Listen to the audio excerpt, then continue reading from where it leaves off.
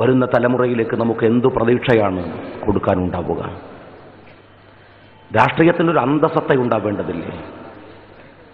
ഞാൻ ഒരുപാട് പ്രസംഗങ്ങൾ കഴിഞ്ഞു പോയ വേദിയിൽ ദീർഘമായിട്ട് പറയുന്നില്ല. സഖാവ് പിണറായി വിജയനോട് കേരളത്തിൽ ചന്ദ്രശേഖരന്റെ ചോര കൊണ്ട് മലയാളി ലജ്ജിച്ചു പോയ ഇന്നത്തെ ദിവസം ഒരു വില്ലന്റെ റോളിൽ മീഡിയകളിൽ പ്രത്യക്ഷപ്പെട്ട സഖാവ് പിണറായി വിജയനോട് കുറച്ച് ദിവസമായല്ലോ അദ്ദേഹം മുസ്ലിം ലീഗ് പാർട്ടിയുടെ ഒരു റാത്തലർച്ചയ്ക്ക് വേണ്ടി ഇറങ്ങി പുറപ്പെട്ടിട്ട്. മാർക്സിസ്റ്റ് പാർട്ടിയിൽ 4ാമതും പാർട്ടിയുടെ സെക്രട്ടറി ആയതിന്റെ ധിക്കാരം സഖാവ് പിണറായി വിജയൻ തന്റെ പാർട്ടിയിലെ സഖാവ് അച്യുതാനന്ദനോട് കാണിച്ചാൽ മതി. ലീഗ് രാഷ്ട്രീയ പാർട്ടിയോടല്ല അദ്ദേഹം കാണിക്കേണ്ടത്. മാന്യമായി അദ്ദേഹത്തോട് ചില ചോദ്യങ്ങൾ ചോദിക്കാൻ മാത്രമേ ഞാൻ എൻ്റെ സന്ദർഭത്തെ ഉപയോഗിക്കുന്നുള്ളൂ. അദ്ദേഹം ഒരു വലിയ കണ്ടുപിടുത്തം നടത്തിയിരിക്കുകയാണ്. ചില ആളുകൾ മുസ്ലിം ലീഗ് ഒരു സാമുദായിക പാർട്ടിയാണ്. എന്താ അതിന് ഇത്ര വലിയ കുഴപ്പം? മുസ്ലിം ലീഗ് എന്ന പേര് വെച്ച് 65 കൊല്ലം പ്രവർത്തിച്ച ഒരു സംഘടന സമുദായ സംഘടനയാണ് എന്ന് പിണറായി വിജയന് ബോധ്യമായത് 2012-ലാണ്.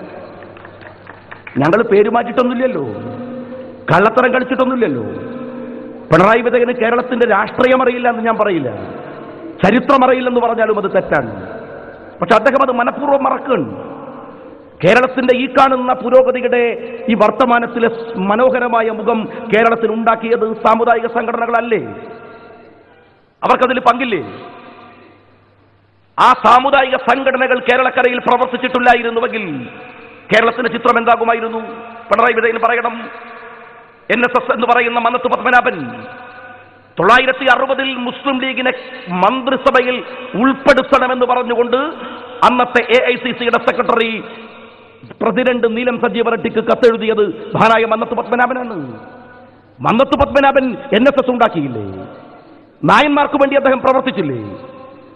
അതുകൊണ്ട് കേരളത്തിന് വല്ല നഷ്ടമുണ്ടായോ?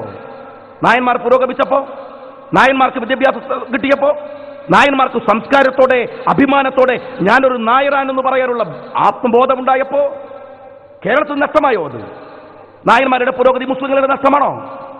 ഇവിടുത്തെ ഈഴവന്മാരുടെ നഷ്ടമാണോ? ഇവിടുത്തെ ക്രിസ്ത്യാനിയുടെ നഷ്ടമാണോ? അല്ലല്ലോ. നായന്മാർ പുരോഗമിച്ചപ്പോ നായന്മാർ പ്രതിനിധീകരിക്കുന്ന കേരളത്തിന്റെ പാർട്ടി വിജയിച്ചു.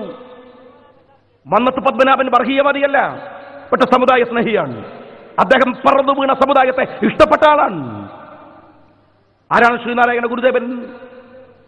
ഈഴവന്മാർക്കൊരു ദൈവം വേണമെന്ന് അദ്ദേഹം പറഞ്ഞു. ശിവനെ സവർണന്മാർ മാത്രം ആരാധിച്ച പോരാ, ഈഴവന്മാർക്കും ഒരു ശിവൻ വേണം. അരുവിപ്പുറം ക്ഷേത്രത്തിൽ ശിവന്റെ പ്രതിഷ്ഠ നടത്തി. ജാതിഭേദം മതദ്വേഷം ഏതുമില്ലാതെയേ വരും, സോദരത്വേന വാഴുന്ന മാതൃകാ സ്ഥാനമെന്ന് പാടി മലയാള മണ്ണിനെ മഹിതമാക്കിയ ഗുരുദേവൻ അദ്ദേഹം വർഗീയവാദിയാണോ? പക്ഷെ അദ്ദേഹം താൻ പിറന്നു വീണ സമുദായത്തെ സ്നേഹിച്ചിരുന്നു. അതുകൊണ്ട് ഈഴവന്മാർക്ക് വേണ്ടി പൊരുതി. SNDP ഉണ്ടാക്കി, അവർക്ക് വിദ്യാഭ്യാസ സ്ഥാപനങ്ങൾ ഉണ്ടാക്കി, അവർക്ക് അവരുടെ കൾച്ചറൽ ഐഡന്റിറ്റി സൂക്ഷിക്കാൻ കഴിഞ്ഞു. മഹാനായ ഗുരുദേവൻ വർഗീയവാദിയായിരുന്നോ? സഖാവ് പിണറായി വിജയ ഗുരുദേവൻ ഈഴവന്മാർക്ക് പുരോഗതി ഉണ്ടാക്കി കൊടുത്തപ്പോ അത് നായന്മാരുടെ നഷ്ടമായോ? അത് മുസ്ലിങ്ങളുടെ നഷ്ടമായോ? അത് ക്രിസ്ത്യാനികളുടെ നഷ്ടമായോ? ഒന്നുമായില്ല. അത് ഈഴവന്മാരുടെ പുരോഗതിയായപ്പോ ഈഴവന്മാർ അടങ്ങുന്ന കേരളത്തിന്റെ പുരോഗതിയായി. വക്കം അബ്ദുൽ ഖാദർ മൗലവി, മഹാനായ സീദി സാഹിബ്, ബാപ്പ തങ്ങൾ, CH മുഹമ്മദ് കോയ സാഹിബും ഇവിടുത്തെ മുസ്ലിം കമ്മ്യൂണിറ്റിയുടെ പുരോഗതിക്ക് വേണ്ടി പ്രവർത്തിച്ചു. അവരുടെ കൾച്ചറൽ ഐഡന്റിറ്റിക്ക് വേണ്ടി, അവരുടെ വിദ്യാഭ്യാസത്തിന് വേണ്ടി, അവരുടെ പുരോഗതിക്ക് വേണ്ടി. മുസ്ലിങ്ങൾ പുരോഗമിച്ചല്ലോ. മുസ്ലിങ്ങൾക്ക് വിദ്യാഭ്യാസപരമായ പുരോഗതി ഉണ്ടായി. അവരൊരുപാട് മുന്നോട്ട് വന്നു. അതാരുടെയെങ്കിലും നഷ്ടമായോ? ഈ രാജ്യത്തിലെ ഹിന്ദു സഹോദരന്റെ, ക്രിസ്ത്യാനിയുടെ, ഈഴവന്റെ, നായരുടെ ആരുടെയും നഷ്ടമായില്ല. മുസ്ലിങ്ങൾ പുരോഗമിച്ചപ്പോ മുസ്ലിം കമ്മ്യൂണിറ്റി പ്രതിനിധാനം ചെയ്യുന്ന കേരളത്തിന്റെ പാർട്ടി വിജയിച്ചു. ഞാൻ സഖാവ് പിണറായി വിജയനോട് ചോദിക്കട്ടെ, കേരളത്തിലെ മുസ്ലിങ്ങളുടെ പുരോഗതിയിൽ CPMന്റെ പങ്കെന്താണ്? കേരളത്തിലെ ഈഴവന്മാരുടെ പുരോഗതിയിൽ മാർക്സിസ്റ്റ് പാർട്ടിയുടെ പങ്കെന്താണ്? കേരളത്തിലെ നായന്മാരുടെ പുരോഗതിയിൽ മാർക്സിസ്റ്റ് പാർട്ടിയുടെ പങ്കെന്താണ്? കേരളത്തിലെ ക്രിസ്ത്യാനികളുടെ പുരോഗതിയിൽ ഇവിടുത്തെ മാർക്സിസ്റ്റ് പാർട്ടിയുടെ പങ്കെന്താണ്? ഈ സമുദായ സംഘടനകളിൽ പ്രവർത്തിച്ചിട്ടില്ലായിരുന്നുവെങ്കിൽ ഇവിടുത്തെ പിണറായി വിജയൻ മനസ്സിലാക്കേണ്ട ഒരു കാര്യമുണ്ട്. മാർക്സിസ്റ്റ് പാർട്ടി ഇത്രയും കാലം പ്രവർത്തിച്ചു രക്ഷപ്പെടുത്തിയ മേഖല പറ നിങ്ങൾ. ഞാൻ പറയാം, കേരളത്തിലെ ആദിവാസി സഹോദരന്മാർ. ഞാൻ വയനാട് ജില്ലക്കാരനാണ്. ഈ മലപ്പുറം ജില്ലയിലും നിലമ്പൂർ അടക്കമുള്ള ആദിവാസികൾ പാർക്കുന്ന പ്രദേശം തെരഞ്ഞെടുപ്പിന്റെ ഒരാഴ്ച മുമ്പ് ആദിവാസി കോളനികൾ കൈയടക്കി ആ പഞ്ചായത്തിലെ മെമ്പറാവുന്നത് മാർക്സിസ്റ്റ് പാർട്ടിയാണ്. അവരേറ്റെടുത്തതാണ് ദളിതന്റെ പുരോഗതി, അവരേറ്റെടുത്തതാണ് ആദിവാസികളുടെ പുരോഗതി. ഇപ്പോഴെവിടെ ആദിവാസികൾ?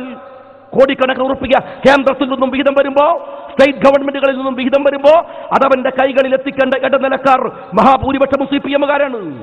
ഇവിടുത്തെ ദളിതുകളെ നിങ്ങൾ മുന്നോട്ട് കൊണ്ടുവന്നോ? ആദിവാസികളെ നിങ്ങൾ മുന്നോട്ട് കൊണ്ടുവന്നോ? മാർക്സിസ്റ്റ് പാർട്ടി ഈ കേരളം ഉണ്ടായതിനു ശേഷം പ്രവർത്തിച്ച മേഖലയിൽ ഏതു സമൂഹത്തെയാണ് മുന്നോട്ട് കൊണ്ടുവന്നത്? നിങ്ങൾ പറ.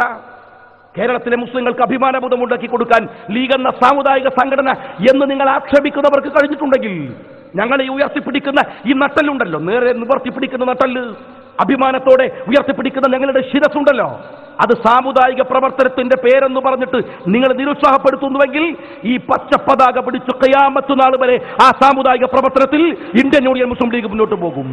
ഞങ്ങൾക്ക് കോംപ്ലക്സ് കയറിയിട്ട് ഞങ്ങൾ ഈ പേരൊക്കെ മാറ്റിയിട്ട് പിണറായി വിജയൻ വിചാരിച്ച പോലെ നടക്കുന്നു വിചാരിച്ചു. പിണറായി വിജയൻ സാമുദായിക സംഘടന ആക്ഷേപിച്ചാൽ പിന്നെ കുറച്ചു ദിവസമായല്ലോ തീവ്രവാദത്തെ കുറിച്ച് പറയുന്നു.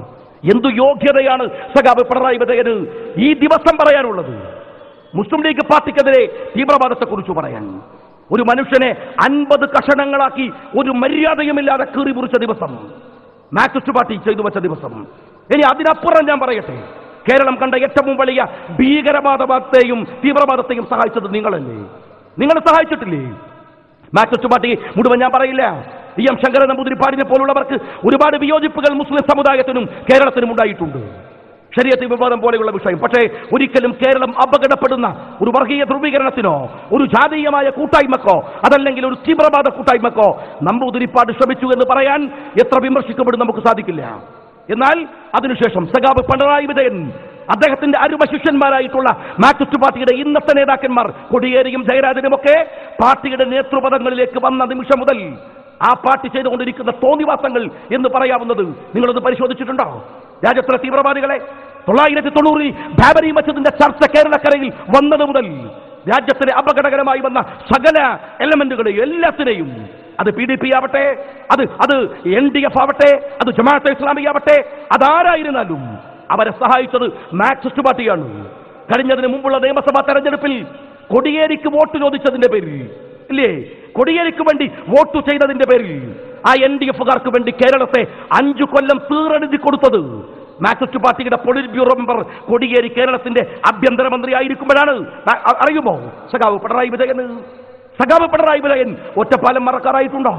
ബാബരി മസ്ജിദിനു ശേഷം അദ്ദേഹത്തിന് ഗുരുവായൂർ മറക്കാറായിട്ടുണ്ടോ? അവിടെയും തീരുന്നില്ലല്ലോ. 3 കുട്ടികൾ കാശ്മീരിന്റെ മണ്ണിൽ പോയി ഇന്ത്യയോട് പടവെട്ടി മരിച്ചത് സഖാവ് പിണറായി വിജയ അങ്ങയുടെ അരുമ ശിഷ്യൻ കോടിയേരി രാജ്യത്തിന്റെ ആഭ്യന്തരമന്ത്രിയായിരിക്കുമ്പോഴാണ്. എന്റെ മകന്റെ മയ്യത്ത് എനിക്ക് കാണേണ്ടത് ആർത്തുകരയുന്ന ഉമ്മ ഈ മണ്ണിലുണ്ടായത് കോടിയേരി നിങ്ങൾ രാജ്യത്തിന്റെ ആഭ്യന്തരമന്ത്രിയായിരിക്കുമ്പോഴാണ്. കോട്ടക്കൽ പോലീസ് സ്റ്റേഷനിൽ കൊലപാതകത്തിന്റെ കേസിൽ പിടിച്ചുകൊണ്ടുവന്ന പ്രതി, ആ പ്രതിയെ സ്റ്റേഷൻ വളഞ്ഞു വെച്ചു. കേരളത്തിൽ തത്തുല്യമായ ഒരു ആക്രമണം ഉണ്ടായത് പുൽപ്പള്ളി പോലീസ് സ്റ്റേഷൻ ആക്രമണമാണ്.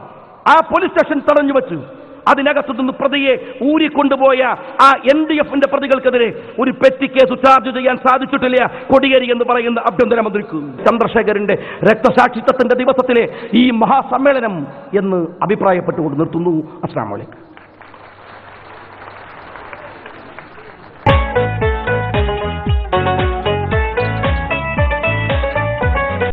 Freedom. Freedom to feel. Freedom to sense. Freedom to love. Freedom to live your life healthy. Serving you with real medical experts since 1999. Jeddah, Sharafia, Industrial City of Izia.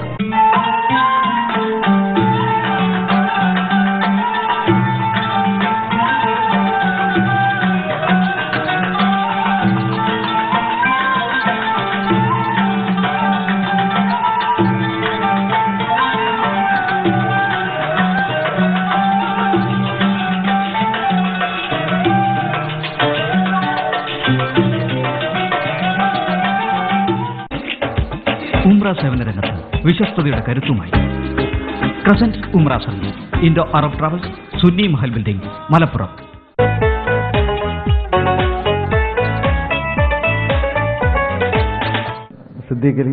ക്ഷണിക്കുന്നു.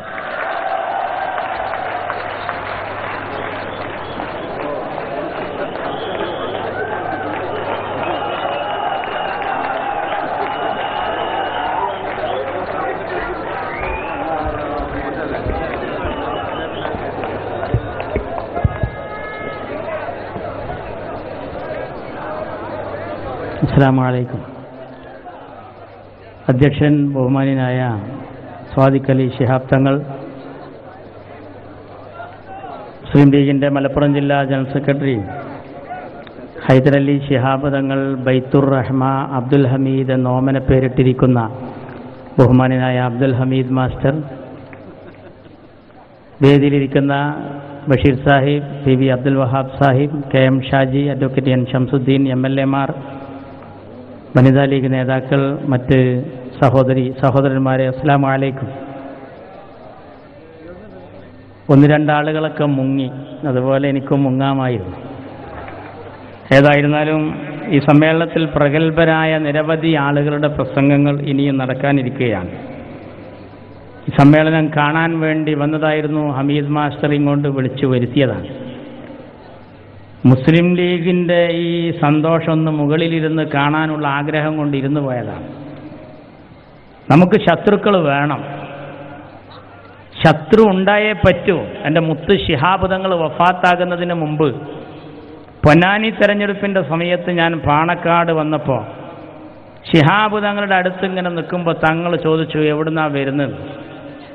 വീട്ടിൽ നിന്നാണ് എന്ന് പറഞ്ഞപ്പോൾ തങ്ങൾ ചോദിച്ചു, എന്താ അവിടുത്തെ വിശേഷം? ഞാൻ വിചാരിച്ച് എൻ്റെ വീട്ടിലെ വിശേഷമാണെന്ന് കരുതിയിട്ട് ഞാൻ തങ്ങളോട് പറഞ്ഞു, കുട്ടികൾക്കൊക്കെ സുഖമാണ്. തങ്ങൾ പറഞ്ഞ മറുപടി അതല്ല, പൊന്നാനിയിലെ വർത്താനം എന്താണെന്നാ ചോദ്യം. പൊന്നാനിയിലെ വർത്താനം എന്താണ്? ഞാൻ പറഞ്ഞു, അവിടെ മഴതനി ഇറങ്ങിയിട്ടുണ്ട് തങ്ങൾ പാപ്പ. ശിഹാബ് തങ്ങൾ പറഞ്ഞൊരു മറുപടി ഉണ്ട്, മഴതനി ഇറങ്ങണമല്ലോ, മഴതനി ഇറങ്ങണം, അപ്പോഴേ നമ്മളെ കുട്ടികൾക്ക് ഉഷാറ് കൂടുള്ളൂ എന്നാണ് പറഞ്ഞത്. ശത്രു നമുക്കൊരു അലങ്കാരമാണ്. എതിരാളികളുടെ എണ്ണം ഇങ്ങനെ കൂട്ടിക്കോളി, അത്ര കണ്ട് ലീഗ് ഇങ്ങനെ പട്ടം പോലെ വളർന്ന് വളർന്ന് ഉയർന്നു പൊങ്ങുക. നിങ്ങൾ ഊതുന്നതിനനുസരിച്ച് കാറ്റിങ്ങനെ വരും, ലീഗ് ഇങ്ങനെ പട്ടം പോലെ ഉയർന്നു പൊങ്ങും. എന്തൊക്കെ നോക്കി ഏതൊക്കെ കോലത്തിൽ വന്നു, അതൊക്കെ അസ്തമിച്ചിട്ടിപ്പോൾ പഴകിപ്പൊളിച്ച വർഗീയത, സാമുദായികത, തീവ്രവാദം. ആരാ? പിണറായിയുടെ പാർട്ടി. ആലോചിച്ച് നോക്കണം.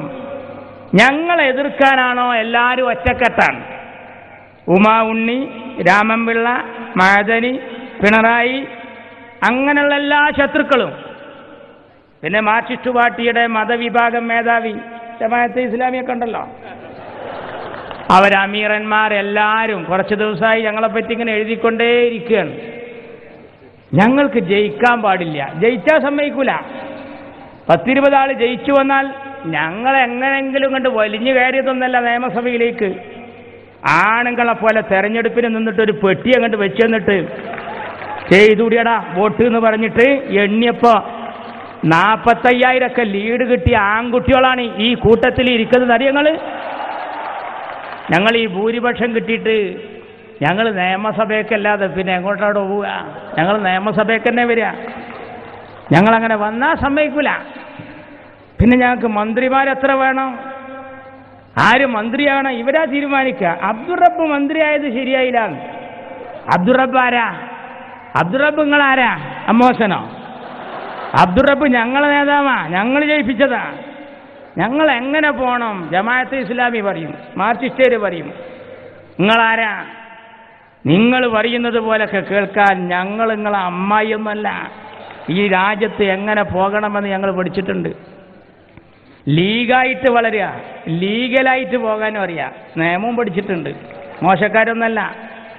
അങ്ങനെ മന്ത്രിമാർ വരുമ്പോൾ ഇവർ പറയാം. രാഷ്ട്രീയ പാർട്ടിക്കാരല്ലാത്തവരും അഭിപ്രായം പറയാണ്. ചിലർ പറയുന്നു സന്തുലിതാവസ്ഥ തകരും. വേറൊരാൾ പറയാണ് 5-ാം മന്ത്രി കിട്ടിയതുകൊണ്ടൊന്നും സമുദായത്തിനൊരു മെച്ചമില്ല, 1-ാം മന്ത്രി കിട്ടിയത് തന്നെ മൂപ്പര് അറിഞ്ഞിട്ടില്ല. അങ്ങനത്തെ ആൾക്കാരൊക്കെ ഉണ്ട്. ഞങ്ങൾ വെറുതൊന്നല്ല, ഞങ്ങൾ അവിഹിതമായി ഒന്നും ചോദിച്ചിട്ടില്ല.